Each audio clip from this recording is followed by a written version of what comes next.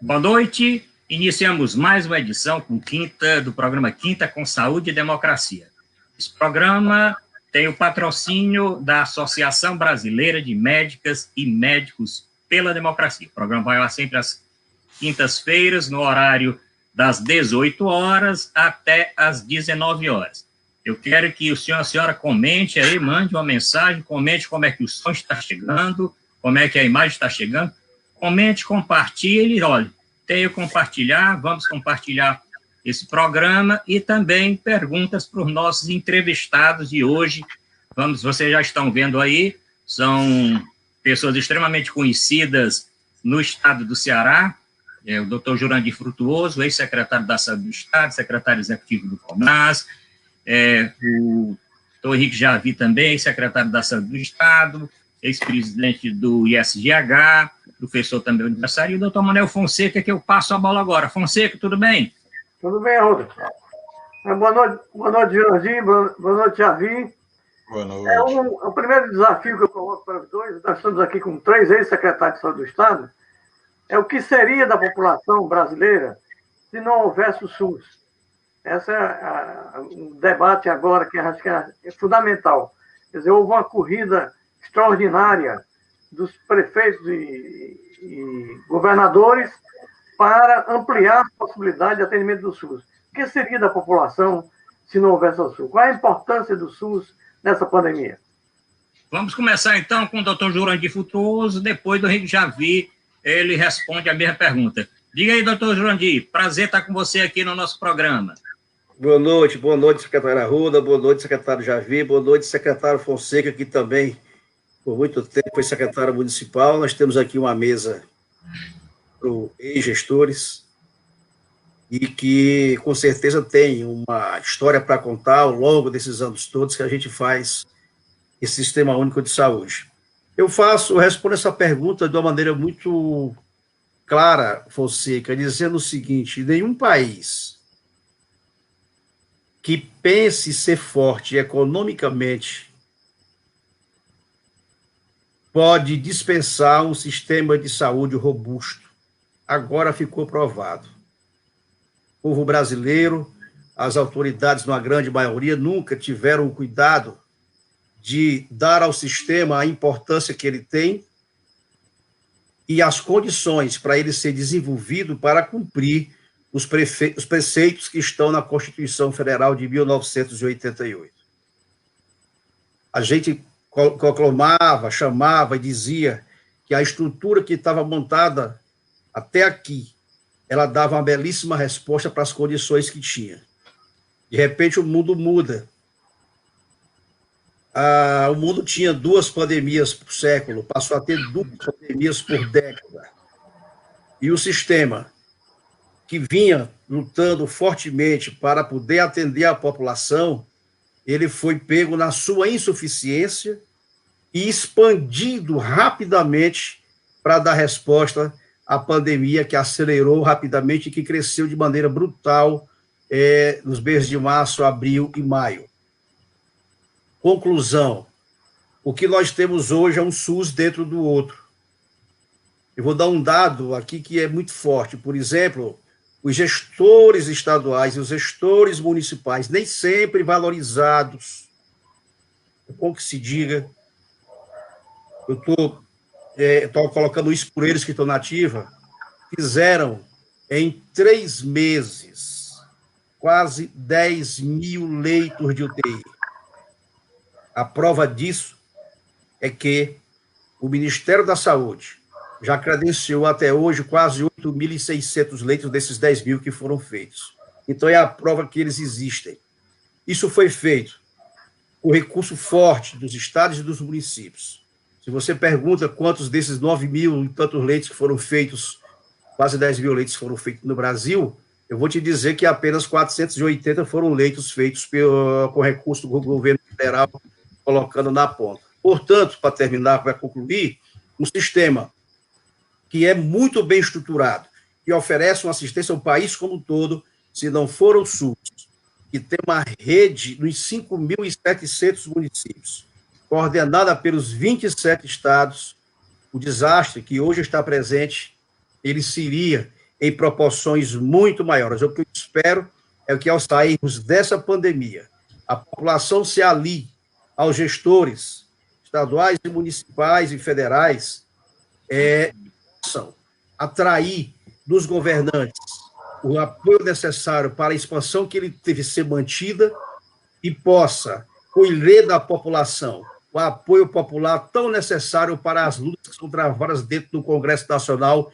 em busca de soluções para esses problemas. Como o programa vai demorar um pouco, nós podemos ir discutindo parte a parte, mas a assistência, a vigilância, os resultados obtidos, a expansão que ele teve, deu à população um pouco de tranquilidade e a certeza de que está sendo atendida na rede pública. Portanto, países fortes têm sistema de saúde forte. A pandemia, para terminar, ela desorganizou e desestruturou a economia, a sociedade, as famílias, o sistema de saúde, a produção de medicamento.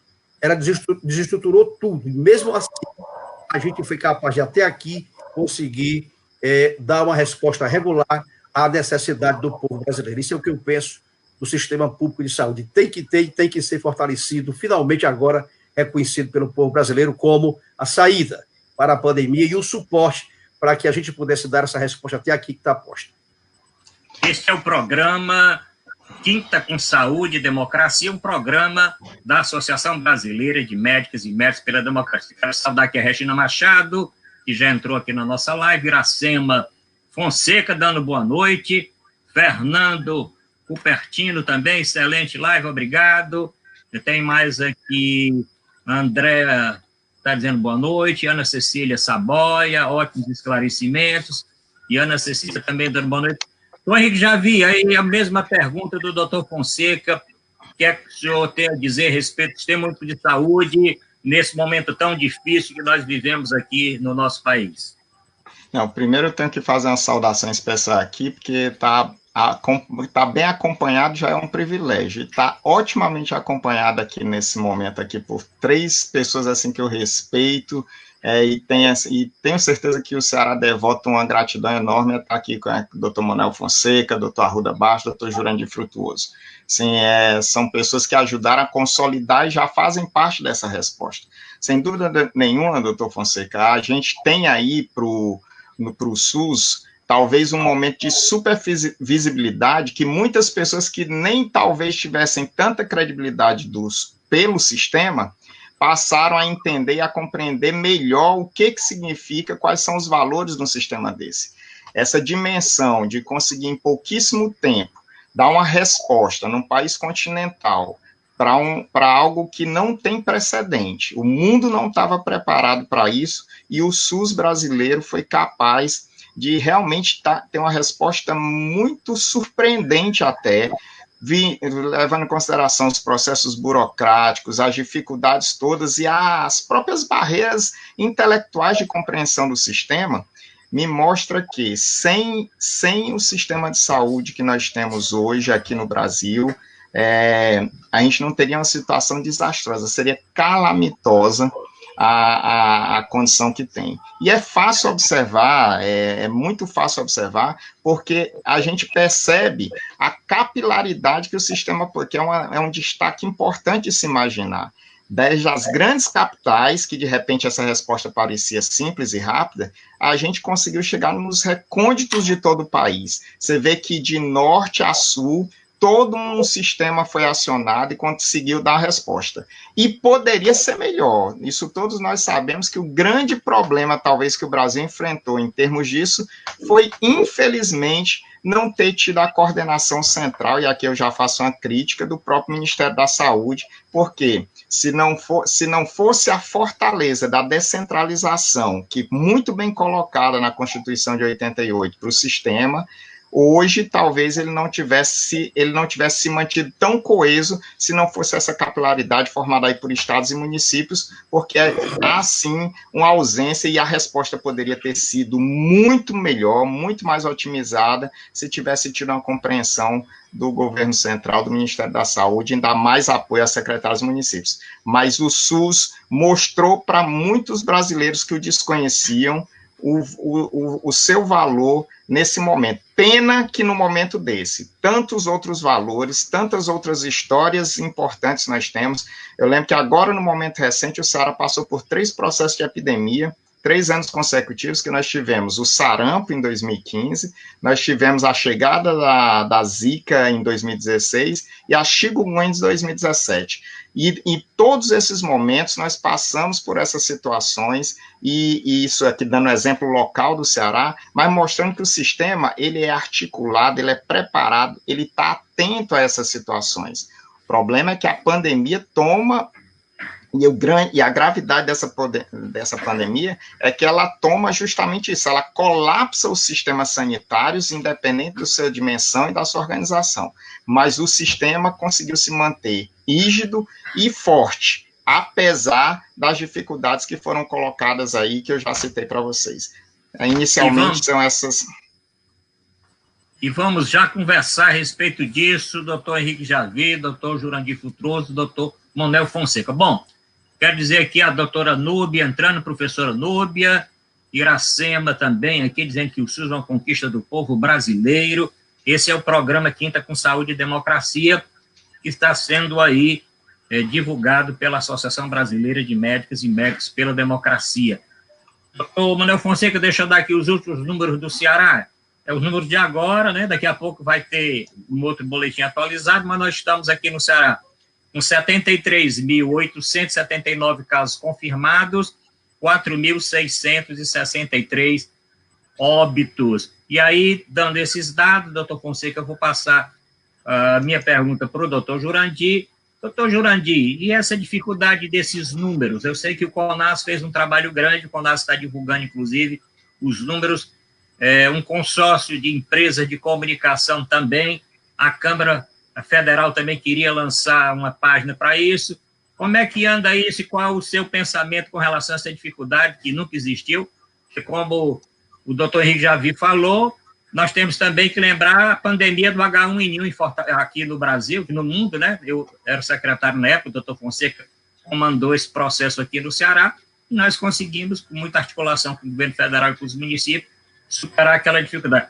Doutor Jurandir, e esse problema aí com relação aos números da Covid-19?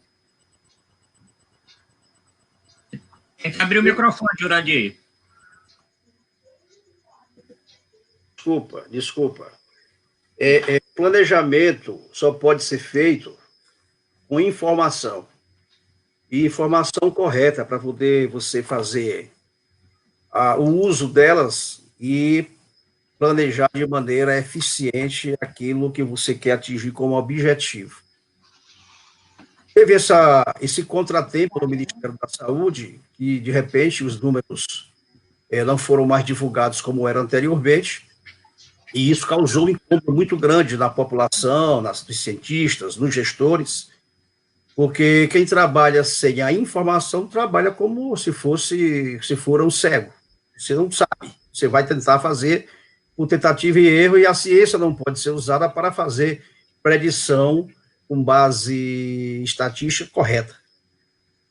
Diante desse quadro, o Ministério ficou sob pressão muito forte durante uns 10 dias, e o CONAS, obviamente, que os dados que o Brasil sabe, toma conhecimento e coloca em seus painéis, são dados que são enviados pelos estados brasileiros, que têm como fonte os municípios.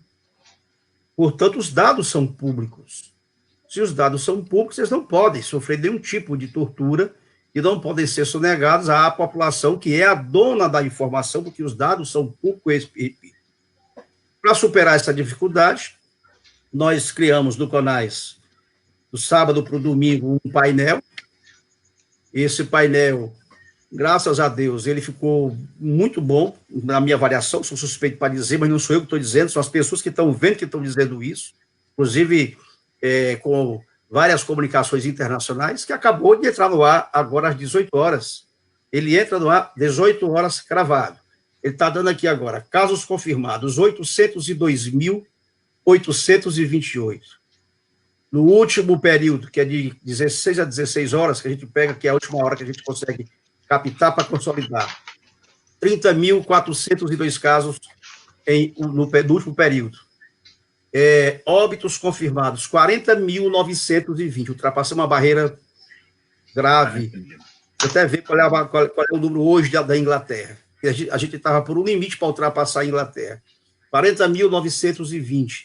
Nós continuamos tendo 1.240 óbitos em 24 horas, de 16 horas a 16 horas.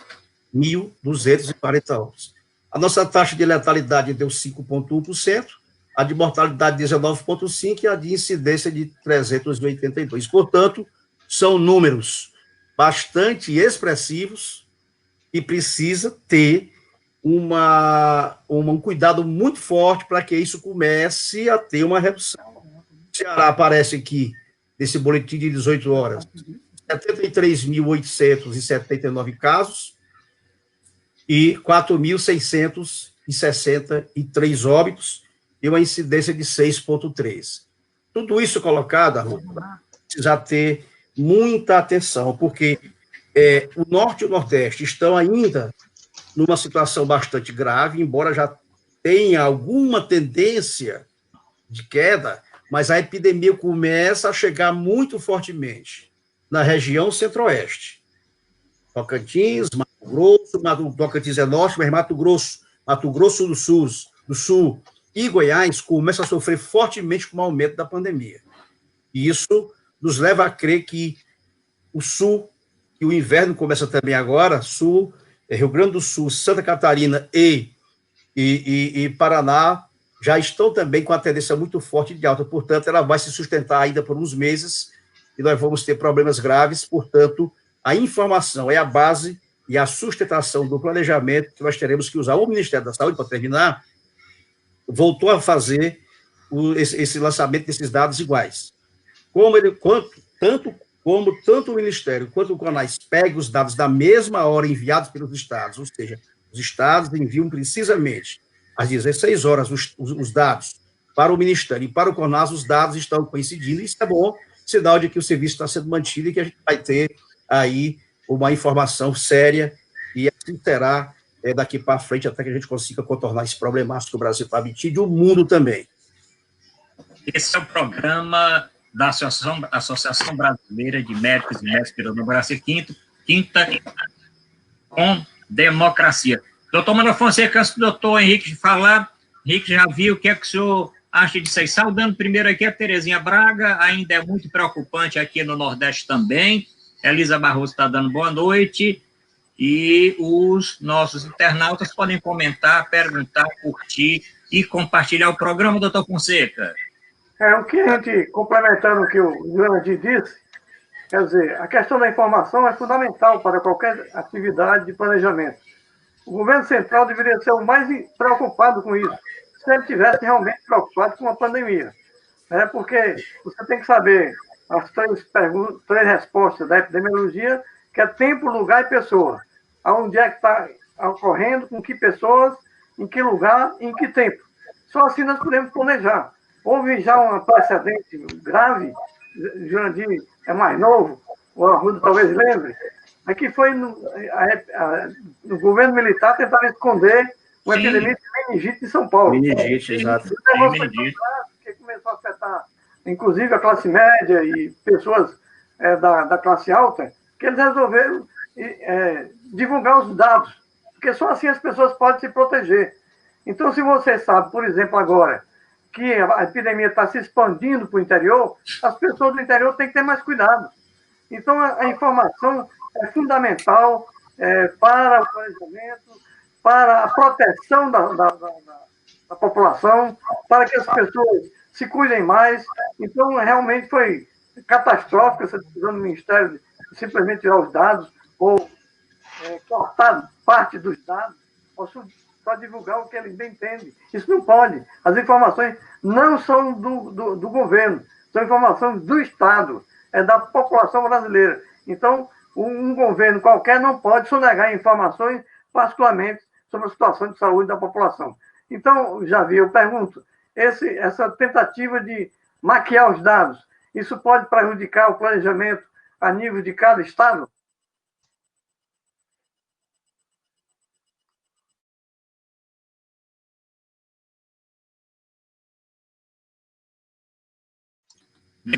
Isso, vamos lá. Desculpa. Pronto. Sem dúvida, viu, doutor Manuel Fonseca, que é um legado importante numa área que você cuidou muito, muito bem na secretaria, né, que é justamente esse, a ciência epidemiológica, a matéria-prima principal dela é ter acesso à informação, como que você toma decisão, como é que você orienta o gestor se você não tem informação. Mas outra gravidade é a tentativa de destruir séculos de ciência que foram construídos em cima disso tudo, que justamente nos permitiu identificar e dar resposta no mundo inteiro de forma rápida. Você, quando mitiga ou quando você subtrai essa informação, você está notoriamente condenando, num momento em que a informação se torna mais fácil e ela se torna mais acessível às pessoas. Na hora que você subtrai isso, você está mexendo com o direito e está mexendo com a capacidade desse gestor dar resposta. Uma coisa interessante quando a gente fala desses números aí, é porque as pessoas não percebem que o que está sendo monitorado de verdade não é que a polêmica girou muito em torno do número de mortos, porque chocava o número de mortos que aumentava, mas a mortalidade ela é uma consequência desse processo, é uma consequência tardia.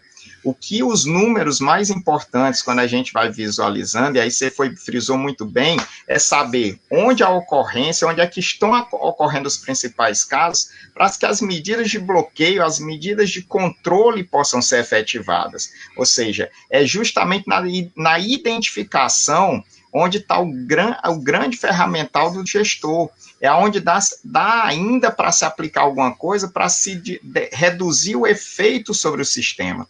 E isso aí é que muitas vezes para as pessoas não fica claro. Quando nós chegamos no desfecho mais negativo, que é o óbito, que são dados muito fortes, eles só nos estimulam cada vez mais a realinhar, a readaptar e a buscar fazer com que o processo tenha a resposta efetiva para a população. E esse debate, que ele muitas vezes parece que é tão maluco, porque parece que os números são a justificativa para os bloqueios, para o processo todo do lockdown. E a gente tem que entender que os processos de bloqueio das cidades e dos lockdowns, eles não nascem, não necessariamente desses números, eles nascem de uma necessidade real e premente que a epidemia, que a pandemia causa. E nós só podemos tomar, os gestores, inclusive os gestores executivos, prefeitos e governadores, tomam suas decisões para justamente controlar esse processo. Se essa informação não chega em tempo real, se ela não se está bem atento, o resultado disso é que nós, quando se tomar conta dela, nós não teremos mais controle. E sabido que, mesmo os dados oficiais, nós sabemos todos que mesmo os dados oficiais não representam exatamente o impacto da Covid.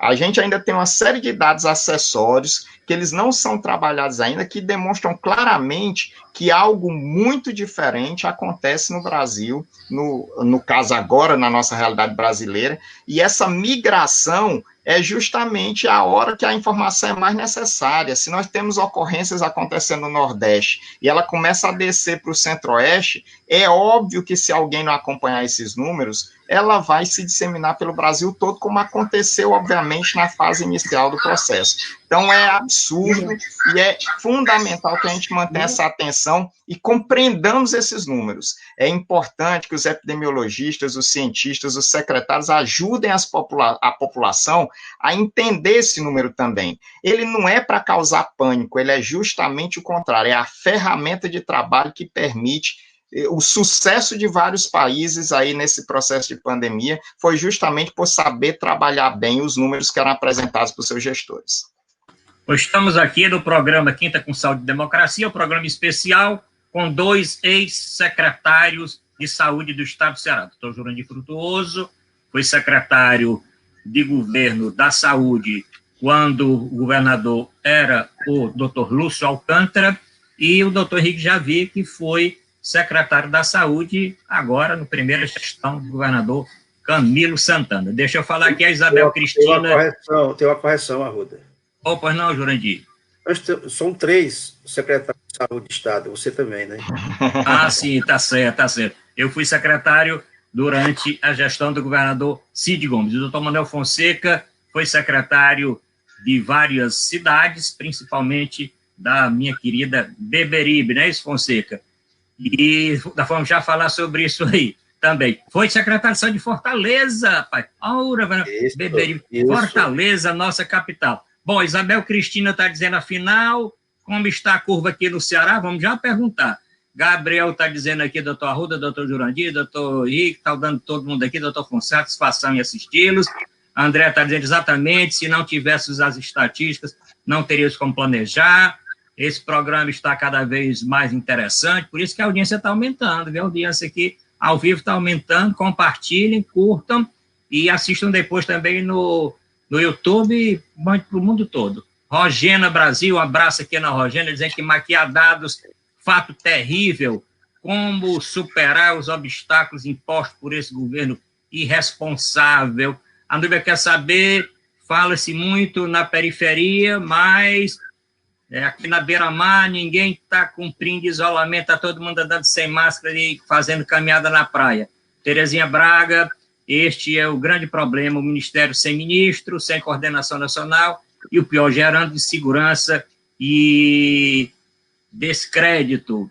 Bom, vamos falar então, o Fonseca, agora, com o doutor Jurandir, a respeito desse isolamento social. Nós temos discutido nos últimos programas, eu particularmente tenho um pensamento que parece que deu assim a louca no mundo. No mundo não, porque o mundo foi responsável para sair exatamente do isolamento. Nós observamos isso em vários países no mundo todo, tá certo? O Brasil está saindo quando em várias regiões com um crescimento da doença, né, aumento do número de mortes, colocando só porque diminuiu ali 3 leitos de UTI a menos, então vamos flexibilizar. O Ceará foi mais responsável, criou um processo em várias fases, foi abrindo, não abriu para o interior, e tem agora que resolver se abre para a semana que vem, se muda de fase ou não. Eu queria saber a opinião do doutor Jurandir, porque nós observamos aí, Jurandir, que teve governador no Brasil que dormiu em lockdown e acordou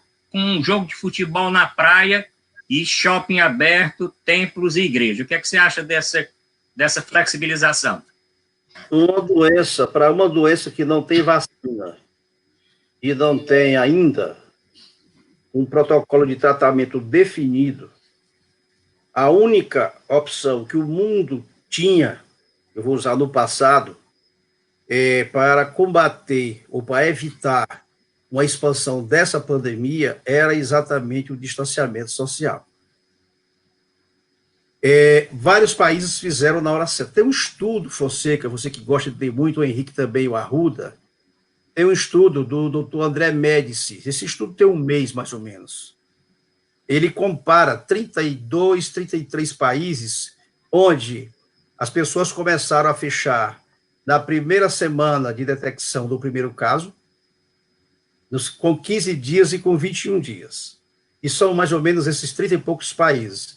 Fica evidente que quem fechou primeiro e segurou, como fez a Finlândia, e segurou a Finlândia, a Nova Zelândia, eu acho. Nova Zelândia. Quem fechou primeiro e segurou, reduziu drasticamente a taxa de contaminação e reduziu a quantidade de casos de Covid-19. No Brasil,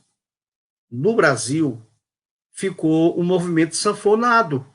É como falou o secretário Arruda, as pessoas abriam de dia, fechavam de dia, abriam de noite. E nesse movimento inseguro de não tomar uma decisão correta, alguns estados fizeram isso, o Ceará foi um que fez corretamente, tem que se dizer aqui, então, o governo Camilo, o secretário Cabeto fizeram duramente, sofreram dores terríveis de ataques por conta disso, mas evitaram muitas mortes. Alguns outros estados fizeram, mas quem fez e não segurou, voltou. Um exemplo, Goiás fez no começo, fez no início, fez forte, abriu antes da hora por pressão da economia. Está lá, uma situação bastante difícil. Aqui do próprio DF, foi feito no início, foi o primeiro que fez, deu um resultado fantástico, mas abriu. E aí, nós estamos tendo aqui algumas cidades satélites com casos graves, como a Ceilândia, que estão até pensando em fechar novamente. E isso se deu em vários estados dessa maneira, porque há um problema grave. Você tem que fechar, mas tem que ter alternativa social para sustentar as pessoas que vivem da mão para a boca, que trabalham de manhã para comer de noite, e essas não têm a condição de ficar em isolamento, num gueto, numa casa com 8, 10 pessoas, sem ter como fazer nem lavagem de mão corretamente. E aí o movimento, a ação social tem que ser muito firme para isso acontecer. E, a meu ver, cometemos um erro muito grave. O Brasil não envolveu de maneira correta e em tempo a atenção primária nesse processo. A orientação primeira foi: fique em casa, só procura a unidade de saúde se tiver sentido com algum sintoma. A atenção primária, em muitos lugares, fechou as unidades, e essas pessoas não foram orientadas a contento para chegar no primeiro momento e orientar a população como devia. A associação desse movimento de ida e volta do fechamento vai se refletir agora. E por que isso aconteceu? O governo federal, o presidente Bolsonaro, que devia ser o exemplo para esse distanciamento social, simplesmente tornou-se opositor do seu ministro da Saúde quando do anúncio dessa estratégia. Cada movimento que se fazia para estruturar o distanciamento social durante a semana, no domingo, era desfeito pelos movimentos na Praça dos Três Poderes, no Palácio do Planalto, etc. E isso foi tirando força dos governos e dos prefeitos, até que chegou um ponto que eles não suportaram mais. O preço disso são os corpos sendo sepultados em volume dia a dia. Portanto, distanciamento social é a saída. Você vai perguntar, mas isso não pode ser feito em país pobre? Pode. Pode ser feito, sim. Porque na Etiópia, na África, tem 110 milhões de habitantes. E foi feito com muita organização da atenção primária, com muita conversa e orientação para as pessoas, e lá é bem diferente do Brasil, os casos que aconteceram lá e aconteceram aqui. Por isso, é lamentável que esse movimento, não tendo sido feito de maneira correta e tendo sido feito de maneira sanfonada, tenha dado e vai dar ainda muito prejuízo ao Brasil, porque eu acho que nós ainda estamos em ascendência na curva. Esse número de 1.200 mortos que eu acabei de anunciar, de 1.200 mortos, 1.274 mortos por dia, ele está se repetindo, ele está variando no domingo, mas está se repetindo todo dia, sinal de que nós estamos ainda na curva, em cima, e aí daqui que a gente começa a descer e que começa a fazer um platô mais baixo, que nós vamos ter ainda muitos prejuízos e muitas vidas serão perdidas. É o programa Quinta com Saúde e Democracia. Agradecer a Rogênia, que está falando aqui da fragilidade e dos recursos financeiros. A Faustina Matos aqui entrou. Gabriel está perguntando se é possível que tenha uma onda forte aqui em Fortaleza ainda.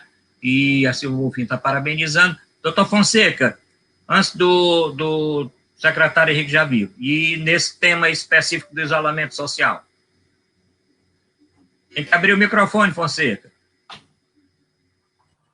O Jurandir está levantando uma questão fundamental, que alguns países foram muito mais avançados que o Brasil. Porque o pessoal que tem dificuldade, particularmente a população informal, né, ela tem que sobreviver, né? Mas, infelizmente, o governo central, mesmo apesar da decisão do Congresso Nacional de liberar recurso financeiro para a informalidade, para as pessoas que eram ligadas à Bolsa Família, ou fez isso de forma retardada, ou fez de forma atabalhoada, que, inclusive, propiciou até a maior transmissão da doença, porque as pessoas se acumulavam na Caixa Econômica. E o próprio crédito para microempresa, até hoje não está saindo. E tem grande dificuldade para sair esse empréstimo. Então, o que é que vai acontecer? A população vai procurar a vida, né? Vai procurar sobreviver. Então, houve uma distopia do governo central, no sentido de, em vez de proteger a população, parece que eles queriam que a população se contaminasse. Aquela história, não deixa liberar, porque os que têm que morrer, morrem, os que não têm que morrer, não morrem. Quer dizer, é completamente uma posição anárquica, né? Uma posição desumana, uma posição que não tem a mínima confiança na ciência, né? Que isso está prejudicando violentamente a população. Quanto à questão da curva, né? Eu acho que a curva não está descendo.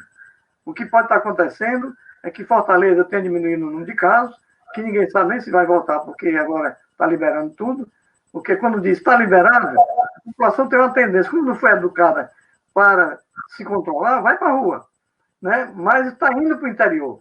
Está indo para o interior, para a região metropolitana, e isso mantém a curva lá em cima e o processo de transmissão continua lá em cima.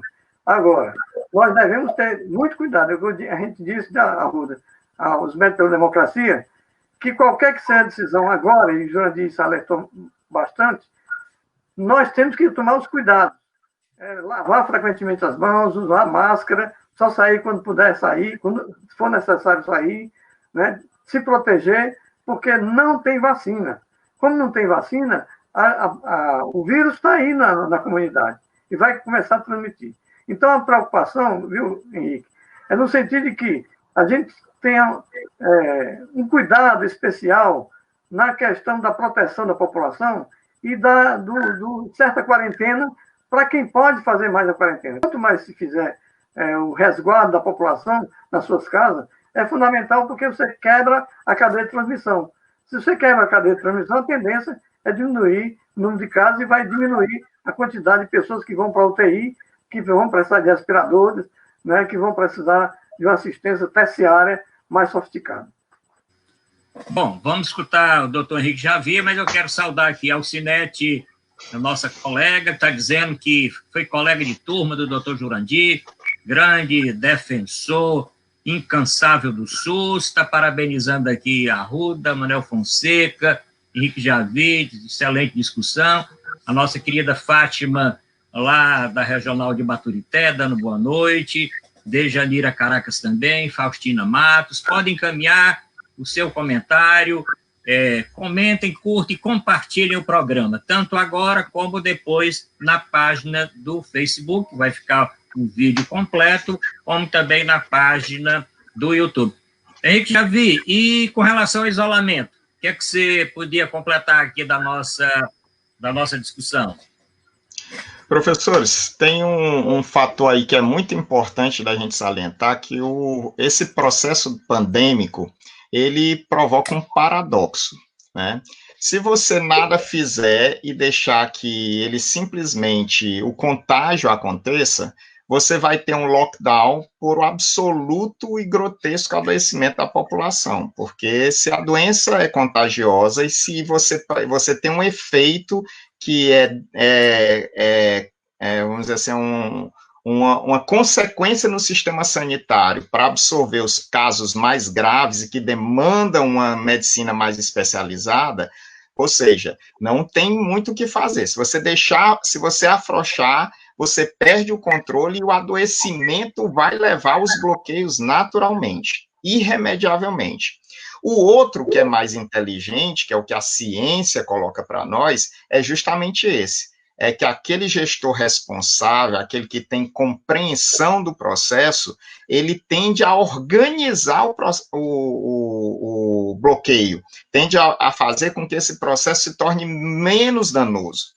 No caso brasileiro, o dano maior causado à economia não necessariamente vem oriundo somente do processo de bloqueio, porque outros países, os seus governos centrais estão fazendo todos os movimentos possíveis, os investimentos necessários para que a economia se mantenha minimamente aquecida, para que a população não padeça dessa outra consequência, que é justamente as consequências econômicas do processo pandêmico.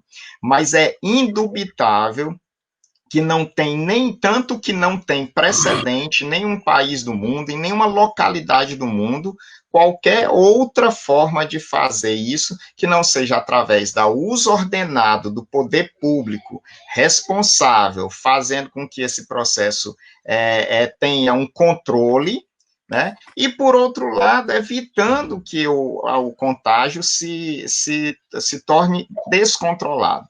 É importante a gente perceber que toda vez que a gente olha os dados que são colocados, eu vou voltar aqui um pouquinho nos dados, que a gente olha os dados que são colocados, nós estamos olhando para o retrovisor, nós estamos olhando para um pouquinho da história recente do adoecimento.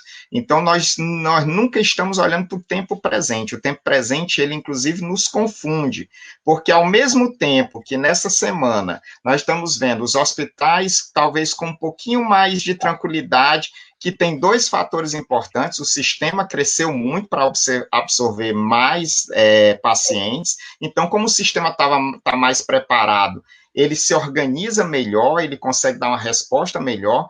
E o outro também é porque nós temos um interstício aí do período de incubação da infecção.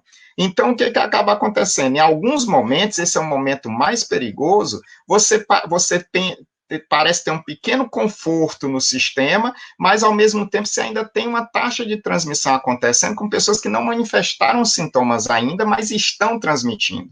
Isso ocorrendo, meus amigos, a consequência fatal no desbloqueio desordenado e incompreendido, às vezes, pela população, notoriamente vai desaguar nos processos que são conhecidos como as ondas.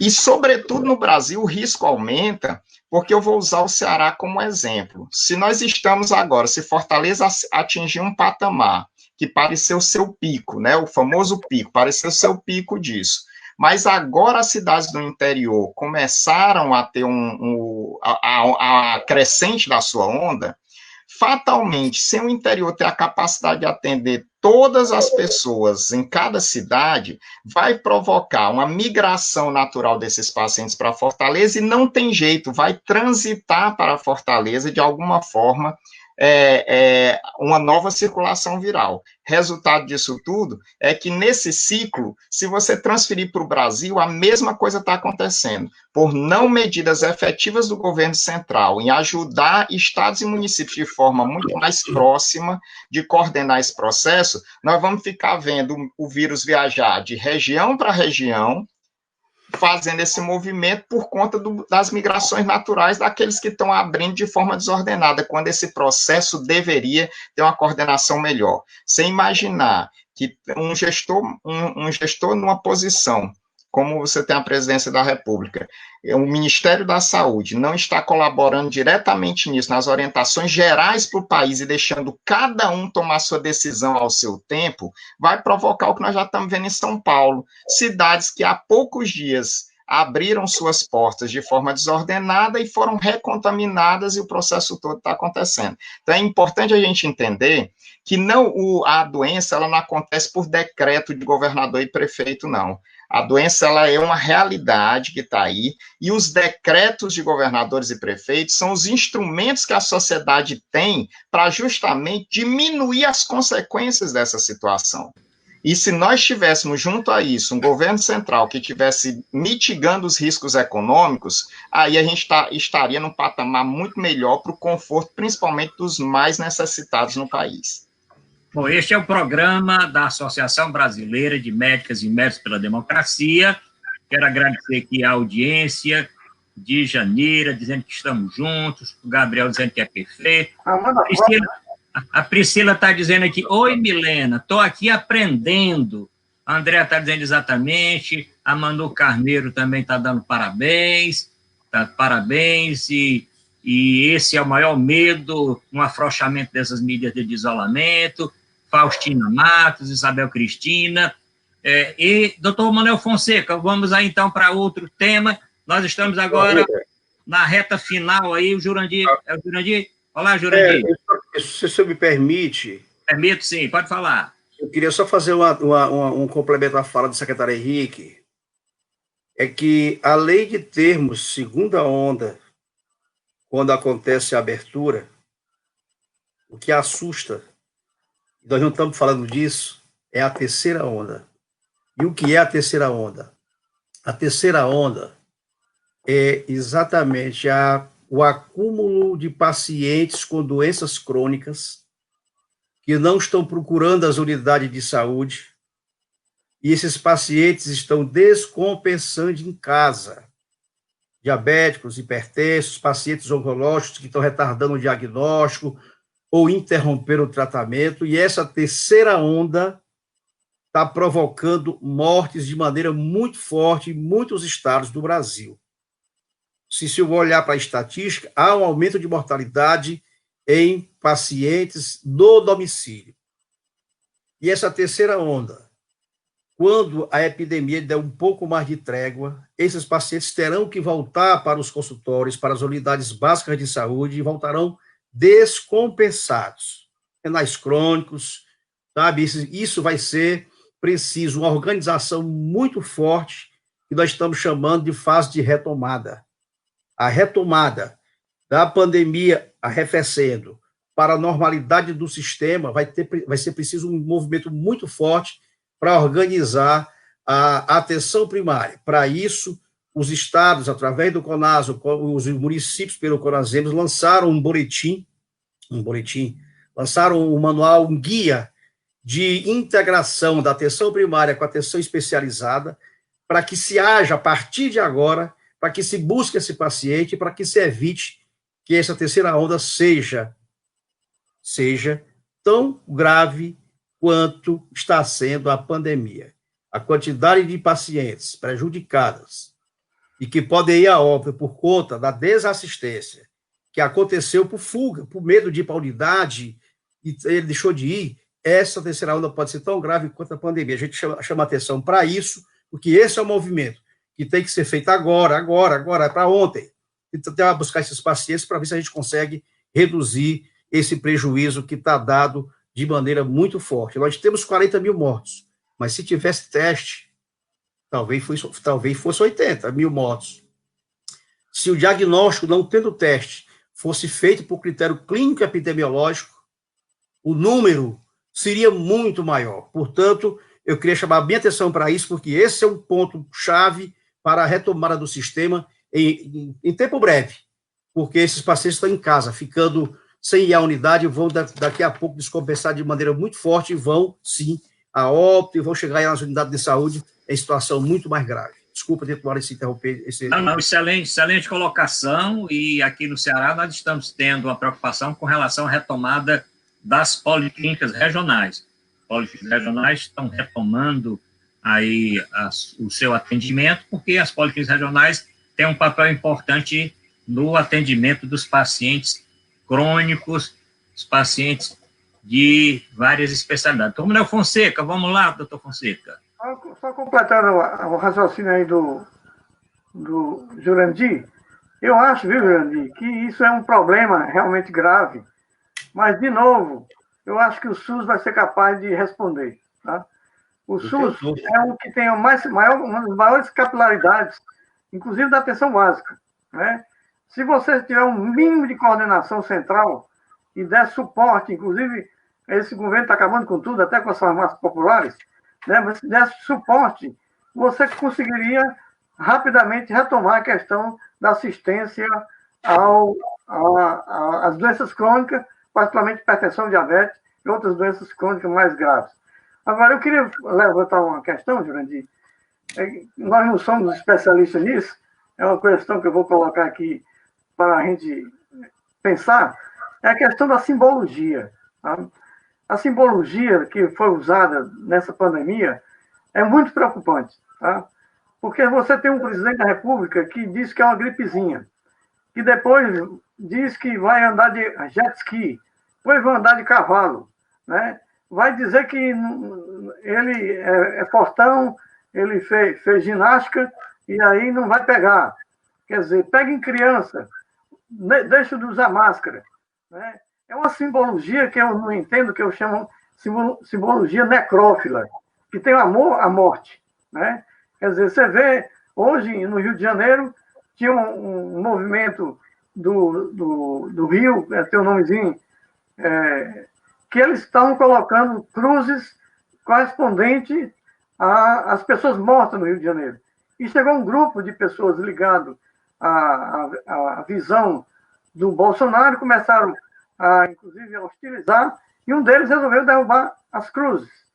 E um pai, que tinha um filho de 25 anos que tinha morrido, né, desesperou-se e pegou, foi colocando cruz por cruz, né, dizendo que você respeita. Então, essa simbologia do desprezo pela vida, de não dar importância à questão da saúde pública, de botar um ministro que nem da área da saúde é um general de divisão, não sei de quê, né? Quer dizer, o mais grave dessa simbologia é botar no Ministério da Saúde um ministro, né, que não tem nada a ver com a saúde e que está ocupando os cargos técnicos com pessoas sei lá, do Exército, né? Então, essa simbologia necrófila faz com que a situação que poderia ser contornada se torne mais agravada. O que vocês acham dessa preocupação?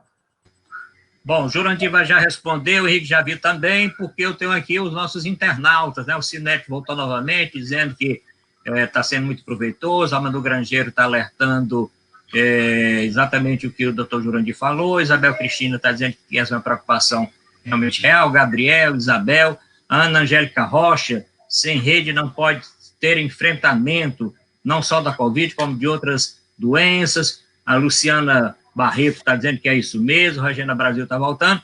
Vamos lá, então, escutar o Jurandir. Estamos 10 minutos para o final do programa. Jurandir, esses aspectos aí colocados pelo doutor Manuel Fonseca, que eu concordo totalmente. Eu não sei como é que numa pandemia você troca 3 vezes de ministro e ainda está sem ministro, e ninguém escuta praticamente falar mais do Ministério da Saúde, não tem uma entrevista coletiva, não tem um boletim epidemiológico, não tem um esclarecimento.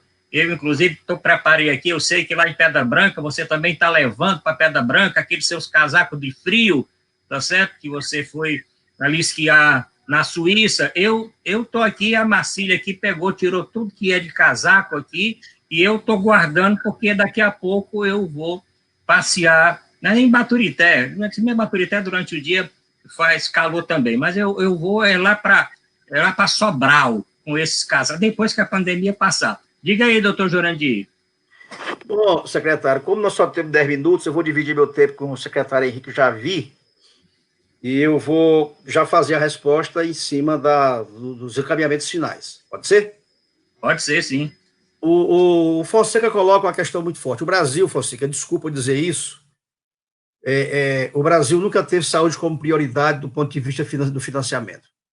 Se você olhar o financiamento da saúde, pegando desde a emenda 29 do ano 2000 e levar até 2020, o secretário Arruda sabe muito bem disso, a gente sempre conversou sobre isso.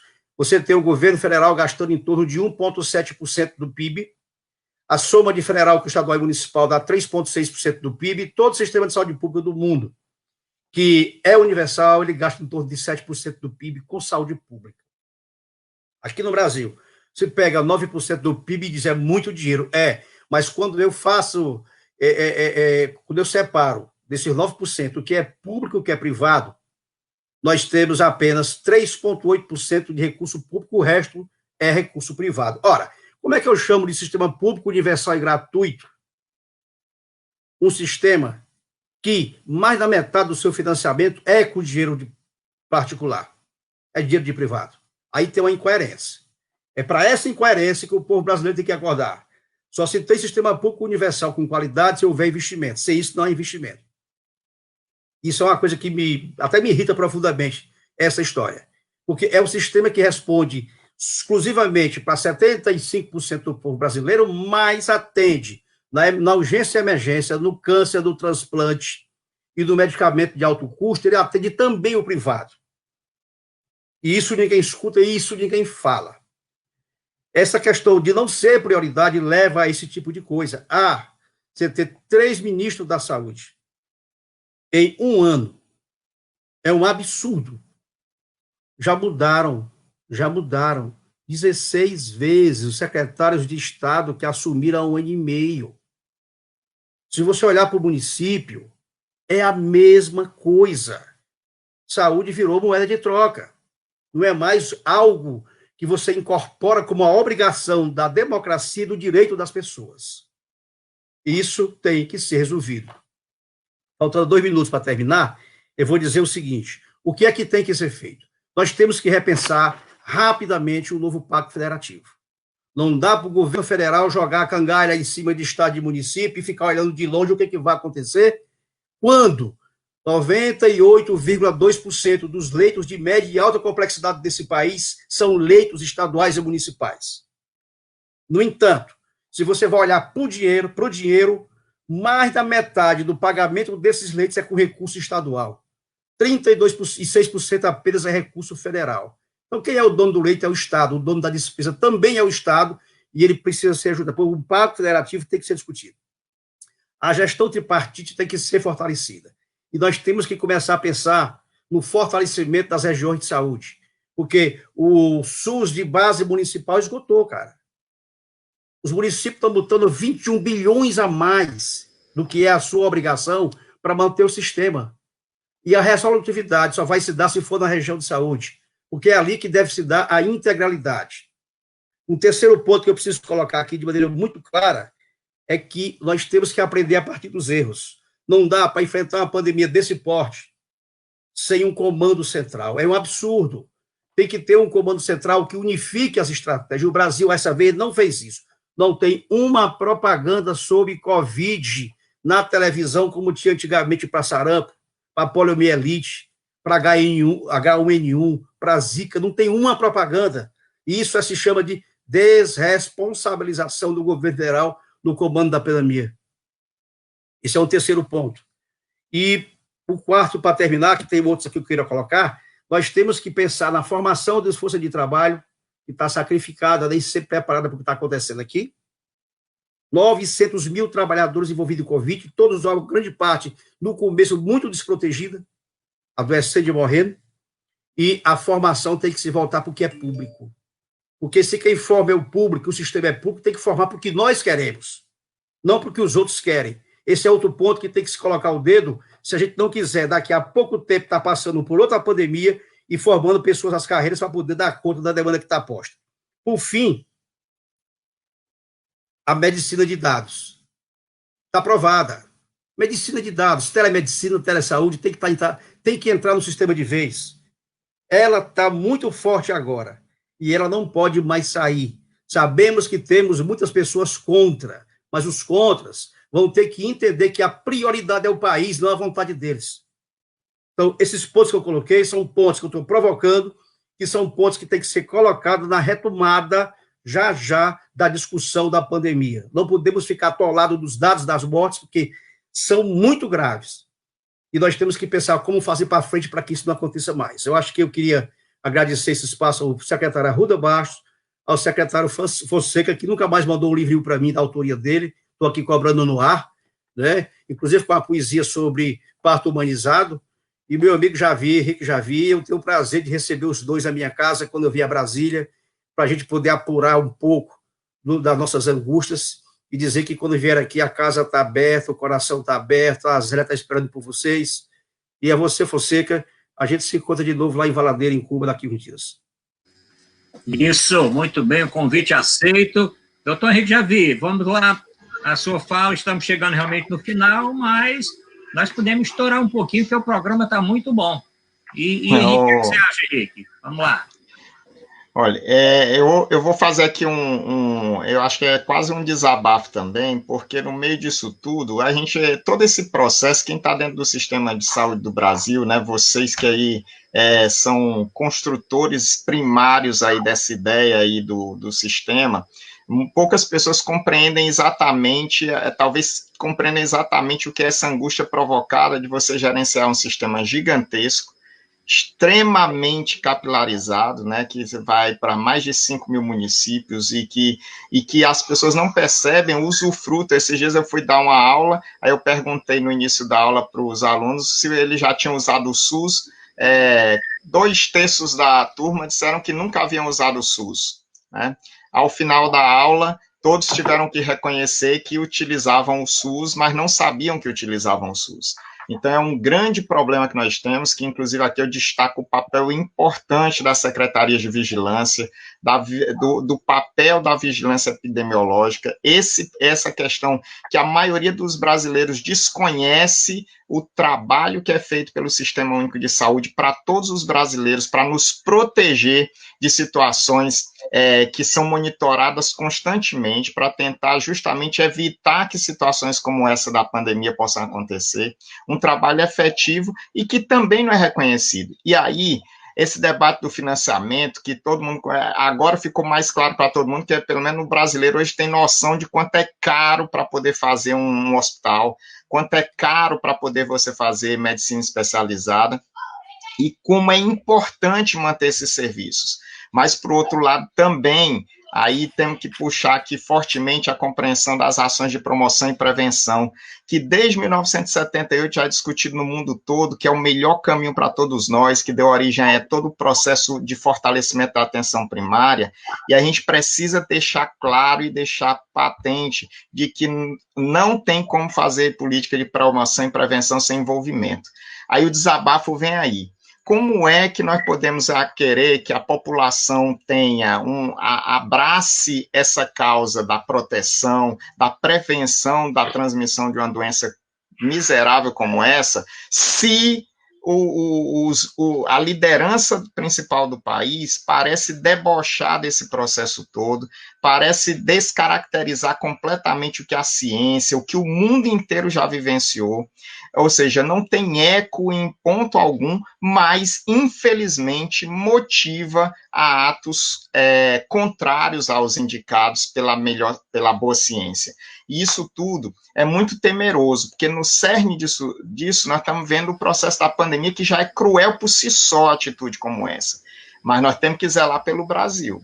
Se nós não tomarmos cuidado, se as lideranças políticas desse país, se nós como cidadãos não tomarmos cuidado, nós estamos vivenciando uma situação muito mais temerosa, porque o que está acontecendo com a saúde aos nossos olhos está acontecendo em outras áreas também, e talvez a gente não esteja tão atento por conta das nossas percepções e do nosso sensível estar muito voltado para o processo pandêmico. Então, mais do que nunca, é fundamental que a gente compreenda os riscos que, em tempo, pode ser, inclusive, um processo para a gente maturar. A pandemia conseguiu fazer, talvez, ele se apresentar mais fortemente. Então, assim, é meu profundo agradecimento de estar aqui essa noite com vocês, matando um tanto da saudade. O convite está aceito também. O Ceará tem justamente isso, homens e mulheres de valor que ajudaram a construir uma história que não é só da saúde, não. É uma história da política do Ceará, é uma história da sociedade do Ceará, que hoje é exemplo para o mundo todo, sabe? É reconhecido isso, esse trabalho vem de vocês. Eu só tenho o prazer de partilhar um pouco dessa fonte maravilhosa aí que vem aí de pessoas como vocês. Muito obrigado. Bom, nós que agradecemos, esse é o programa Quinta com Saúde e Democracia. Vamos convidar o doutor Jurandir e o doutor Henrique para outro programa, para nós continuarmos esse papo. O programa tem continuidade. E o doutor Fonseca tem uma poesia. Amanhã é dia dos namorados, doutor Fonseca. E eu falei que amanhã é dia de comemorar duplamente, porque é meu aniversário também de casamento aqui. E a Marcília já passou umas 3 vezes aqui falando disso. Mas diga aí, Jurandir. Não, eu vou terminar agradecendo também. O Fonseca vai fechar o programa com a poesia dele. E eu queria terminar esse programa agradecendo muito fortemente o seu convite. Foi um prazer enorme matar essa saudade de vocês aí, do povo cearense que está vendo o programa. Mas eu queria terminar esse programa dedicando a nossa participação à minha amiga Miriam Lavô. Sim. Uhum. A Lili, da pessoa da nossa mais íntima convivência e que partiu, e que Deus a tenha no reino do céu, e a ele que Deus possa confortar o coração da família. Um abraço, boa noite. Também o nosso sentimento, inclusive estive com o doutor Carlino numa live na segunda-feira pela manhã, né? E nós tivemos a notícia no final do dia, vai aqui os nossos pêsames também, o nosso sentimento. Doutor Manuel Fonseca, para encerrar o programa de hoje, o que é que o senhor tem aí de novo para todos nós? Tem que abrir o microfone. Queria agradecer aí o Jurandir, né, um companheiro de luta lá do começo, do SUS, né, a Ruda também, o Javi, o mais jovem, Eu também concordo com o Jurandir, esse programa deve ser homenagear a Miriam, ela foi a responsável maior pela questão da implantação dos agentes comunitários de saúde, né, tanto do ponto de vista do processo de escolha, mas particularmente do ponto de vista do processo de formação, né, foi uma grande militante do SUS, né, e o nosso abraço ao Carlile, né, que é também um histórico do movimento do Sistema Único de Saúde, é o diretor da Fiocruz aqui no Ceará, e o nosso sincero abraço. Amanhã é dia dos namorados, mas eu vou falar aqui no amor solidário, que é mais amplo do que só o namoro, né? E diz o seguinte: amor solidário. Cada ofício é uma arte, cada pessoa é um artista, que se faz ponte e horizonte, que se faz luta e conquista, no arco-íris da paz, que as tempestades resista. No ofício de viver, cada dia é aprendizado. Não discriminar as pessoas por sua posse ou telhado, por sua forma de amor, sua crença, seu passado. Praticar a arte da escuta, em generosa atenção ao conteúdo da fala, do gesto, da expressão. Acolher sem qualquer ódio, violência ou opressão. Prestar sempre aos vulneráveis um cuidado respeitoso, renovando a esperança em tempo mais prazeroso, despertando a confiança num abraço carinhoso. Compartilhar os saberes com sincero altruísmo, sem dominar a consciência, sem cavar nenhum abismo, construindo parcerias em solidário humanismo. Acolher o diferente sem nenhuma apartação. Somos iguais ao parceiro, na social condição. Humanamente diversos, na vida somos irmãos. Boa noite. Bom, excelente aí. Quero pedir desculpa aqui aos nossos internautas, mais de 100 comentários nas páginas aqui, mas agradecer a Amanda Frota, está dizendo excelente debate. A Alcinete também está encaminhando os seus pêsames ao doutor Carlilo Lavô. A Fátima Ferreira está também parabenizando. O Ozenir Mello, a Teresia Cristina, Carla Eugênia, Laís Parente, a Priscila Rabelo e outros mais. O programa vai ficar gravado na sua íntegra na nossa página do Facebook da Associação Brasileira de Médicos e Médicos pela Democracia, e daqui um minutinho vai estar na nossa página do YouTube e em todas as outras redes sociais. Doutor Manuel Fonseca, obrigado aí, doutor Jurandir, obrigado por aceitar o nosso convite, doutor Henrique Javi, e principalmente aqui o nosso agradecimento aos internautas que ficaram durante essa mais de uma hora prestigiando o nosso programa. Até semana que vem. Boa noite. Tchau. Boa noite.